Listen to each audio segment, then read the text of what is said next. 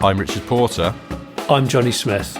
And this is On the Other Side of Things, the Smith & Sniff spin-off in which we answer your questions.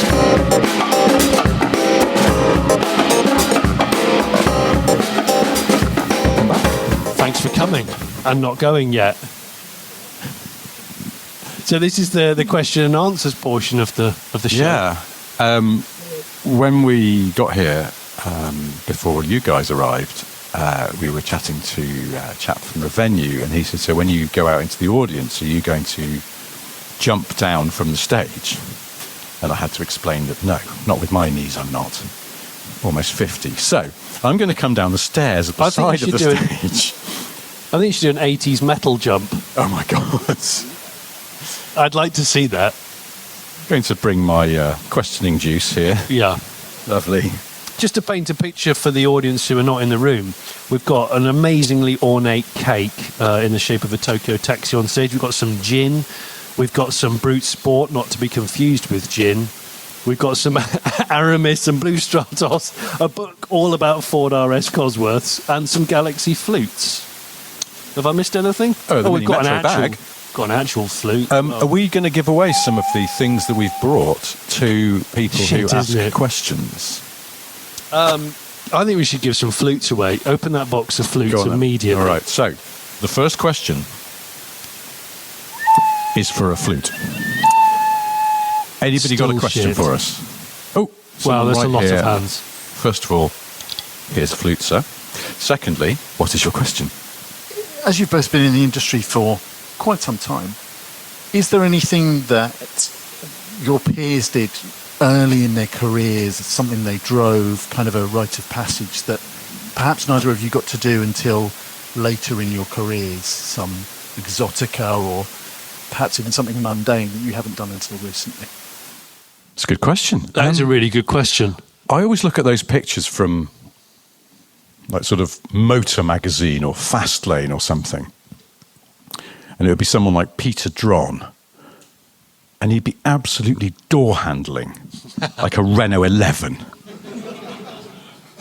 on, I think, are you reclining on the stage? I'm just listening. I'm doing what the audience are doing. Thankfully, still got his trousers on. But yeah, I just sort of watched one of those sort of old school journos absolutely hammering something quite ordinary on very skinny tyres, and I'd be thinking, that's got no stability control or ABS or anything like that. That is just pure, absolute balls out. I'm a road tester. And they all lived. And it's amazing to me because I never did that. I mean, by the time we started knobbing around in cars, tyres had got wider and chassis had got better. And, you know, I don't imagine that if you went, right, today's job for the Motor Magazine, Her Majesty's Motor, is to go to the Millbrook Proving Ground and extract every ounce of performance from a Triumph Acclaim. And they went, right you are, boss. And at no point did anybody go, I'm not going to do that, because A, it's a bit pointless, and B, might get hurt. It's and true. We didn't get to do that. No, the world of sort of 70s cars with massive profile tyres and God, that smell. Yeah, can you smell it over there? There is a fallout zone to that particular. Word of warning: if you go for the Aramis after the show, just no more than 2 puffs, okay? Otherwise, you'll be fully stage 3'd, and you're going to need 3 head gaskets for that bad boy before you get home. Have I told that story before about when I first started dating my wife, when she wasn't my wife and she lived in Los Angeles? I was staying at her place and she was at work in the evening, and I drove her Nissan Xterra back to her apartment, pulled into her parking space, and as I did, I saw a skunk run out from some bushes and ran under her car. And skunks were something I'd only seen in cartoons, but I knew what they did. What did you kill it? No. Oh, you didn't run. What cartoons were you watching? I thought you might have run over it. No. I stopped and then it ran out, and I was like, now I know 2 things about skunks. One, they accidentally fall in love with black cats that have walked under some white paint. And 2, they squirt smell on you. And so I sat in her car for about half an hour until I was sure the skunk had gone. partly as well because I was told, and I remember this, that the thing about skunk smell is if you get some on you, you're supposed to bathe in tomato juice. And I hate tomato juice. It's a constant mystery to me why people on planes order tomato juice. Oh, good. I love tomato juice. But do you order it on planes? I have done in the past, and then plane journeys got boring and I stopped doing it.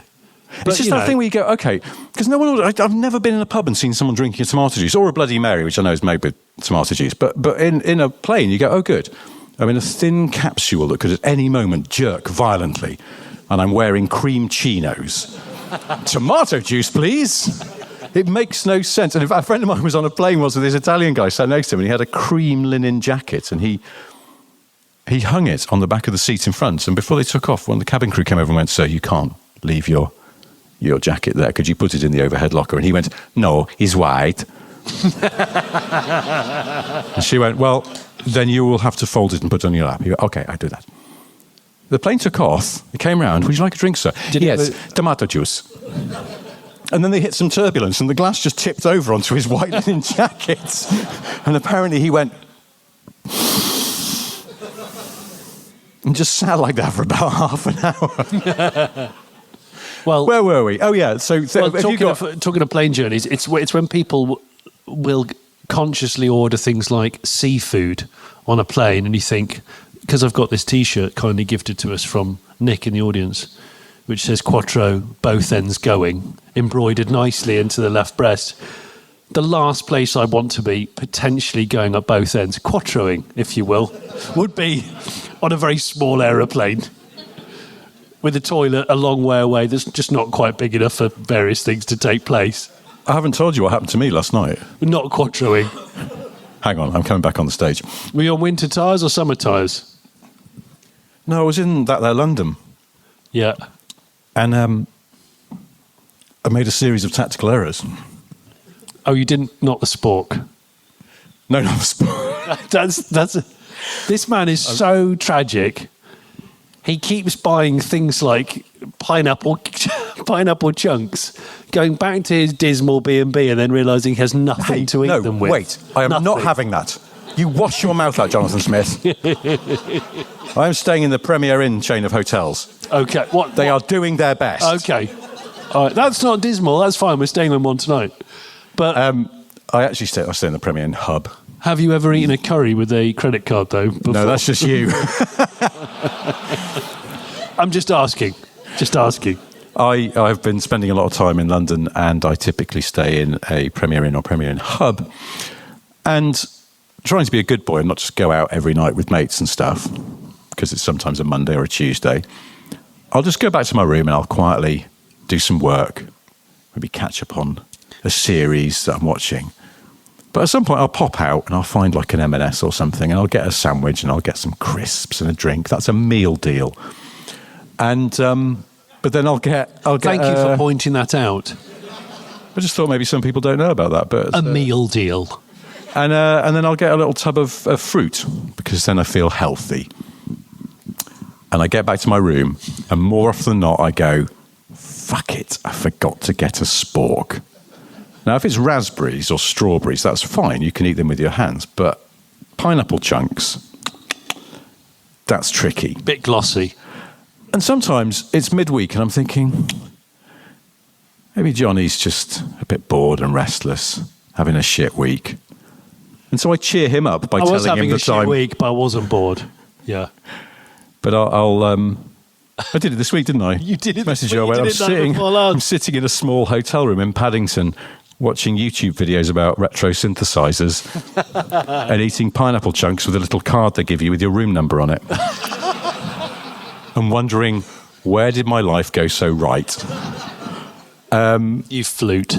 What were we just about to talk about? Oh, no, tactical error yesterday. Shit, we're supposed to be taking questions. Yeah, we are. I know, I was going to say. Anyway, so long story short, I had 2 pints of Guinness and then went to a French restaurant, had a massive bowl of cassoulet, and suddenly realised I may need to have a poo on the train. And as we know, the terrible thing about those intercity trains is that you might want to use one of those loos where they've got the door that might just suddenly open. Oh, no. In that kind of ta-da! Tonight, Matthew, I'm going to be pooing on a train. That slow reveal is awful. It's torturous. I'm going to take a flute.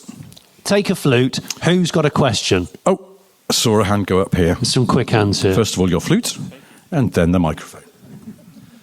So my Peugeot 107 Verve model has a rev counter as an added extra. And I thought that's quite an important part of the car. So I want to know what the strangest added extra you ever spotted on a brochure or at a dealership is. Because I thought that's so important to just have as an extra. But it seems odd. That's a really good question. Do you not enjoy the rev counter on your 107 Verve? Oh, you haven't learned to drive yet? But I mean, by the same logic, you're not really enjoying the steering wheel or the pedals or the gear lever or indeed the engine itself. But the one that always sticks in my mind, and I was just in the interval, we're talking to a couple of people about old 21st century Minis. And the Mini Cabrio came with that optional little dial, which actually I think stuck out the side of the rev counter pack, like the rev counter on a 107, that was only on the Cabrio model and was called the Openometer, or possibly Openometer, I'm not quite sure. Openometer? I think it was Openometer, and it showed you I think this is right, the percentage of time or the number of hours that you'd driven with the roof down. Is it like... I'm not making this up. Cabrio time shaming? Yeah. It's very odd. And I don't know, because those Minis had that, just the middle bit of the roof would go back, couldn't it? And then you could do full back. And I don't know if it counted just the middle bit going back as open time on the Openometer. That's what people, because most people do that. We've mentioned it in a previous podcast, and I've always said that's a bit non-committal from a Cabrio owner. Yeah. But maybe they're doing it to just keep their hours up like a pilot. They're going, shit, I'm going to get banned from the Mini forum if I don't peel it back and put it back and peel it back. The open a couple of police times. come That sounds wrong, but you know exactly what I'm talking about on a forum. Oh, I didn't answer the previous question very well about doing things special like the days. Oh, sorry, because I was talking about putting on a train. Yeah, sorry. Yes, you were putting on a train. I remember things were really exciting when they shut a road down and you got to drive, like usually on video on camera, on a completely shut down public road, and I got to drive on a shut down bridge in Los Angeles. And I got to drive on a shut-down bit of road in Sardinia where I crashed on the Mondeo launch. Sorry, Ford. Still probably haven't forgiven me. And then there was another... Oh, and then driving in a street in Santa Monica on a Volkswagen launch. And that feels special. Really special. Although the bridge one in LA, I got to borrow a policeman's tricycle. You know those motorised trikes that mall cops have? Yeah. I borrowed one, and I worked out it was front-wheel drive, and if you hung really hard off it, you could get the front wheel to start smoking. And so, I can't tell, I spent the whole morning trying to lose traction on a tricycle that did 18 miles an hour when I had access to like real cars. And I was like, yeah, they'll be there all day. But anyway, this police mole tricycle thing, I took it in the LA River and nearly fell off it into the actual water. Being a total flute. You're walking away. I can smell your fucking aftershave from over here. What, Aramis? Unless someone over here has put some on. Oh, yeah, there's some Aramis down there. Anyway, I'm going to move up the flank of the room. Does anyone over here have a question? You, sir. That was very First of all, quick. would you like a flute? No. We've had our first refusal. What? No, thanks. Got to respect that. What is your question? Who was your inspiration for Roy Lanchester? Roy was a sort of composite of the worst excesses of car journalism. There was one person who I think physically he looked like, but this person was not. He was very rude, actually. I think I know. But he was the man. also, I think you know what I mean. You have to talk to me afterwards. He might be dead now. I think he's dead, actually. I can slander him. But no, because dead. he was famously very rude, but he was also very clever, and he actually really knew his stuff, and so he wasn't Roy in that respect. So no, it was a composite. Same way that like Troy Queef was a kind of amalgam of all the worst excesses of these things. It wasn't like one person. Do we have another question over here from someone who might like it? I just saw a hand go up right at the back, and I'm going to go over here. We said Would you it like a before, flute? we'll say it again. Thanks to everyone that's come tonight. It's really special. Thank you. That's A not supposed to non-committal sound acceptance of sarcastic. the flute from the back here. What's your question?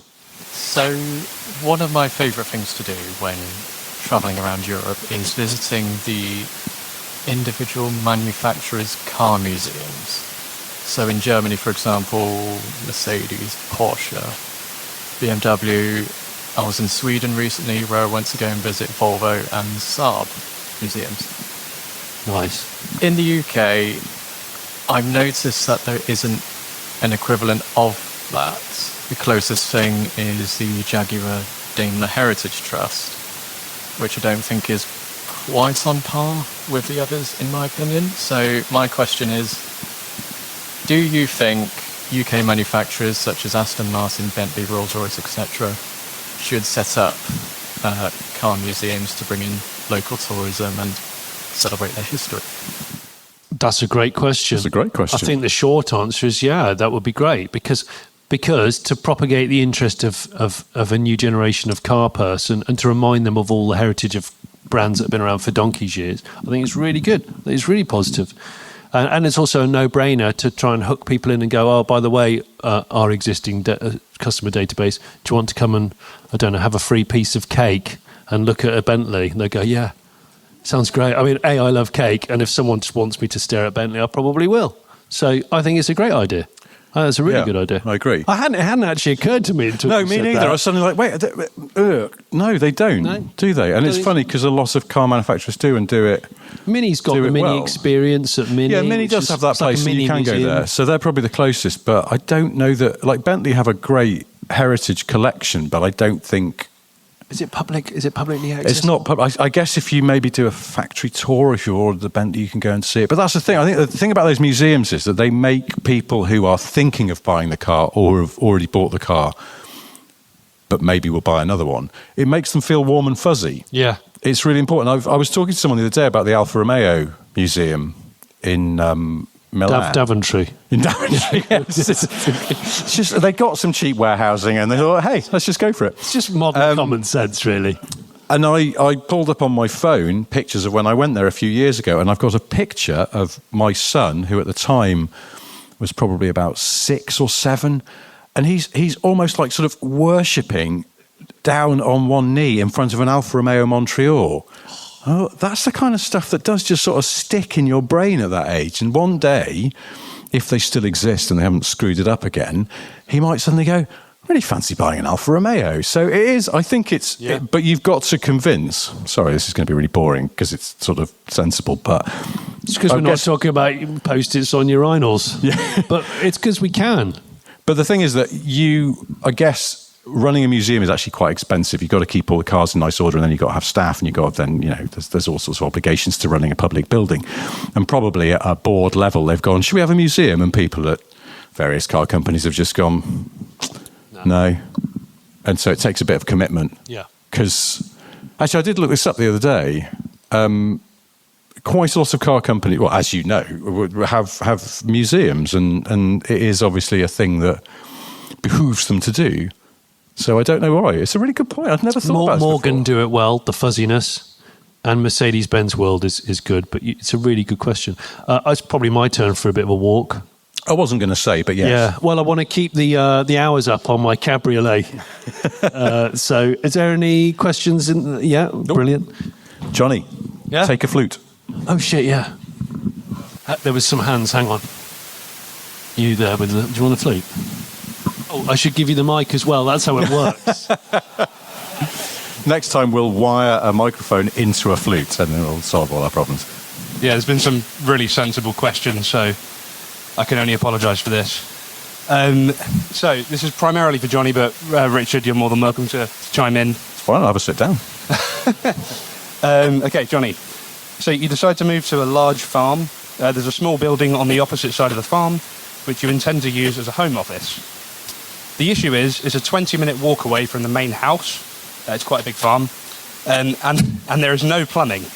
In addition, you've massively overspent on the new farmhouse, and you have very little left for the office renovation. You don't really want to have to do a 40 to 50-minute round trip every time you need a number 2.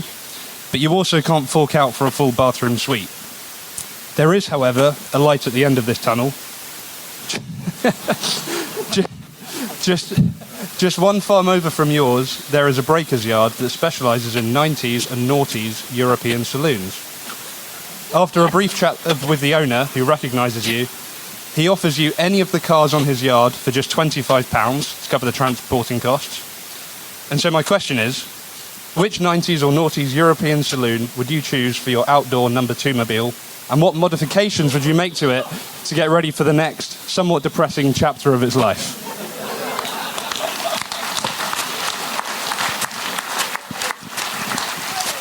Well, now. Would you like a Renault F1 cap? Because I feel that deserves it. That was exceptional. So just to recap, I'm just trying to work out that I've definitely got the crux of this.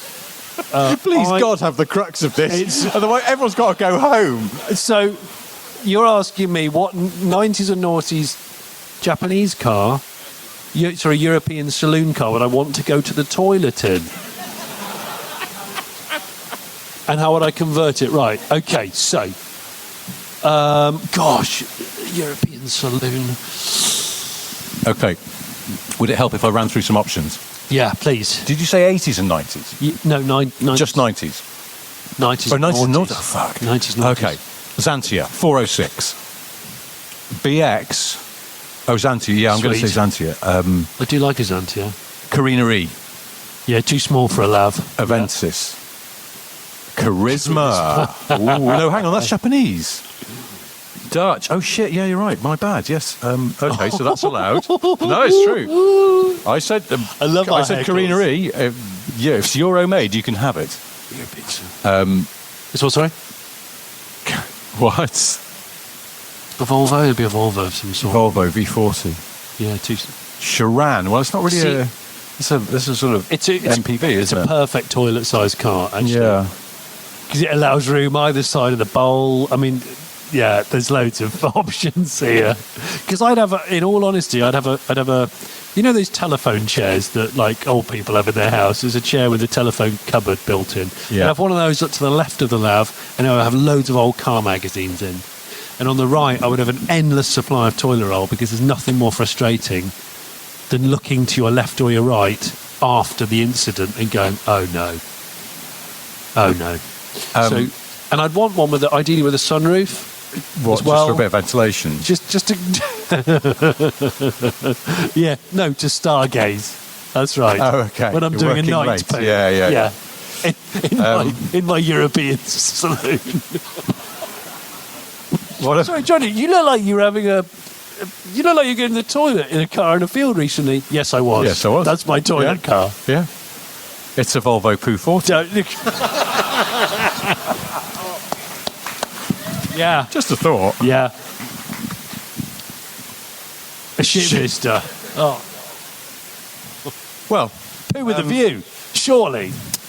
This was supposed to be an evening of poetry and quiet reflection, but we seem to have derailed things a little bit. We're never going to be invited back. What's your final answer? A European saloon. On Who Wants to Be a Millionaire? Scorpio, someone down the front says. A Scorpio Ultima. Ooh. Yes. Because I've always needed an excuse to buy one and I haven't come up with one yet. And the fact that I need one as a mobile toilet facility is the perfect. Hey, listen to Theo Prophetus. You can keep your Maybach mobile office. I've got an Ultima toilet. 24 valve, obviously. Yeah, that's what I'm having. Great question. Probably the most convoluted question we've ever had. Yeah. But worth it in the end. Enjoy because your flute. What I liked about that question is that it felt like it's something that plausibly could happen to you in your life. I'd like a large farm. I think you'd like a medium-sized European Clarkson's large farm toilet car. I think coming soon on Amazon. Clarkson's fart in Mondeo. Right. Somehow I've walked down here again. You've shirked. Are you exhausted after that long question? I love it. Yeah, I love Shall watching I go you up the middle walk. again? Go down the middle. Shall I take a flute? Take a flute. Thanks for the flute, by the way. Locked and loaded on the flute. Even more just thanks walk for the sort of cake. slowly towards here and then go, has anybody got a question? Oh, look at Details. you're nearer. Recently, I sold a 2012 Audi S5 and swapped it for a 987 Boxster. Oh. Have either of you sort of gone down in value, power, space, general? Just thought, you know what, I'm much happier now. I have. I've regularly gone down in power. Not always intentionally, though. No, a bit like when you're running when you're pissed. We've all done it. Who goes running when they're pissed? Yeah, well, I've done it. Come on, I'm not on my own in this room. Someone else has been drunk and been running before. No, I don't mean like running for leisure. I mean, there's a dangerous scenario. Oh, I see. As in just like, I need to get home, I'm going to run. I don't have like 8 cans of Stella and then go jogging. That's not what I do. It's not totally weird. Went to a whiskey tasting and then got home and put on some lycra shorts and some weird wraparound sunglasses. Fall a Radcliffe my way back. Yeah. After too many units. No, that's not it. I can't think of any specifics of when I might have gone down in power. But I suppose the main point that you're making is that power is not the be-all and end-all. No. Because the 987 is a nicer car than the S5 to drive. It's just better in every way. Better in every way. You are absolutely right. I think I've become a little bit jaded as a reviewer of modern cars recently because we're in a performance power race, like an arms race, and people seem to forget that it's not about the power figure, is it? It's obviously there's weight there, but we're on this ludicrous thing where everyone believes that you have to have luxury. Everything has to be luxurious. It has to be loaded with luxury. And I'm like, it doesn't have to be loaded with luxury. You can have a comfortable car that's not luxurious. You do know that, don't you? And I think people have just become completely blinded by it. So it's actually really refreshing when you get in a simple modern car and it feels like it's been designed well. And it feels like it's not going to have a brain hemorrhage every 3 years. Because honestly, so many modern cars just completely technologically shat themselves.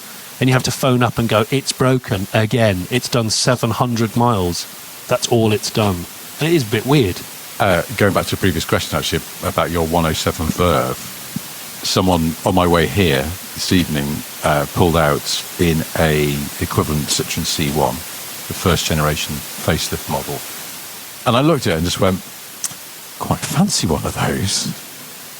I reckon I'd be quite happy just driving around in one of those. I mean, it did take me 9 hours to get here, and possibly I would have been a bit restless in that car. But just sort of zipping around generally, they're really nice. And that's a kind of minimum viable automobile. It's got everything you need and nothing you don't want. I'm sorry, what? I should get a Panda, yes. You should stab me in the heart, you bastards. Jeez. Yeah. You know, still going through the trauma counselling for that frigging car. Did I mention this on the podcast? I had an email from the guy who bought it. Oh, no. And I think it was entitled something like Your Panda. No, or The Panda. And my blood ran cold. And in fact, it was him telling me how brilliant it was and how well it was going. And I was just like, damn you, Fiat! Thank gods of Fiat. And that was ages ago, and I forgot to reply to him.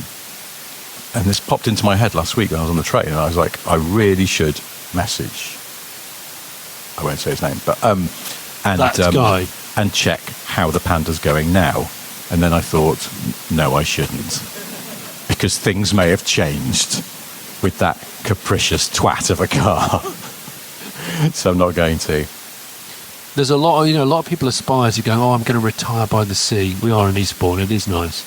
Or I get a small holding, or I'd like to buy a place in the south of France. Do you know talking about your thing about cars being down in power but being more fun, blah, blah, blah.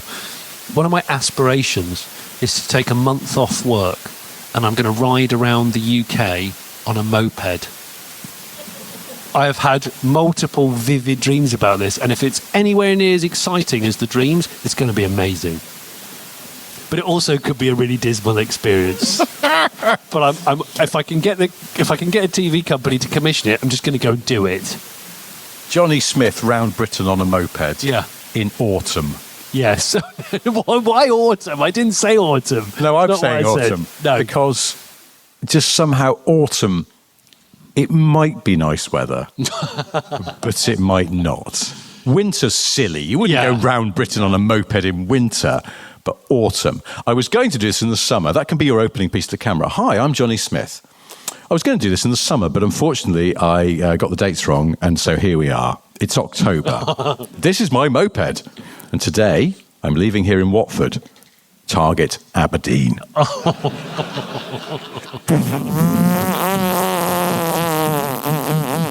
Pull some cocktails. I'll pop in there for a bit. I'll tell you, I'll pop in there to just dry my gloves because it's been a dismal ride all the way up. You're going to have such wet trousers.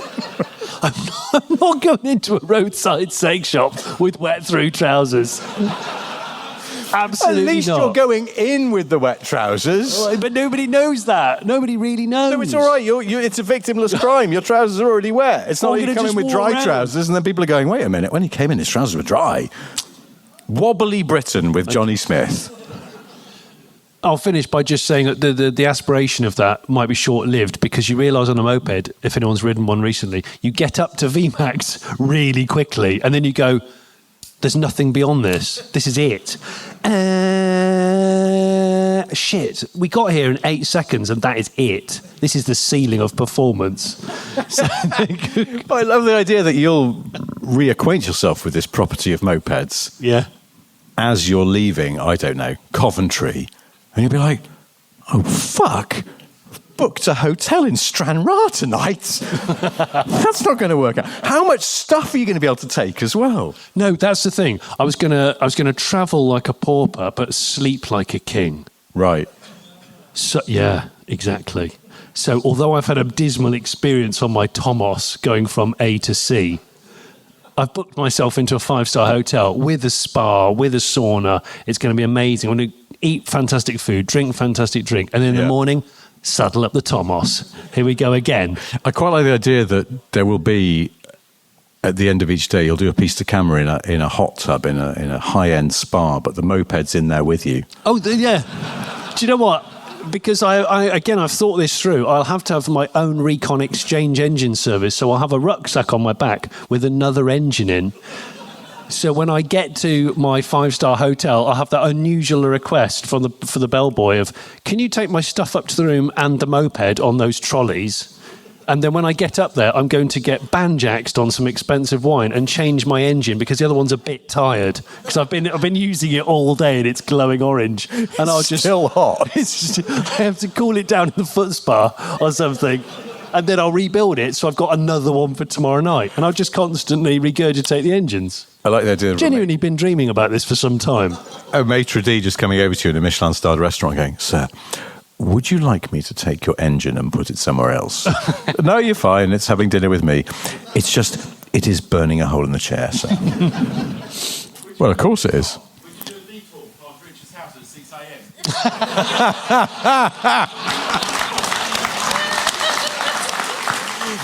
a.m? Would you do a detour past my house at 6 a.m? I've got a special extra large rear sprocket that I'm going to put on for my Bath chapter, which means VMAX will be 12 miles an hour.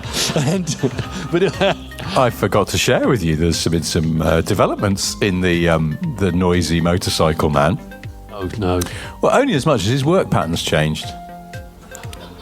And this is 7:25 he now goes past my house.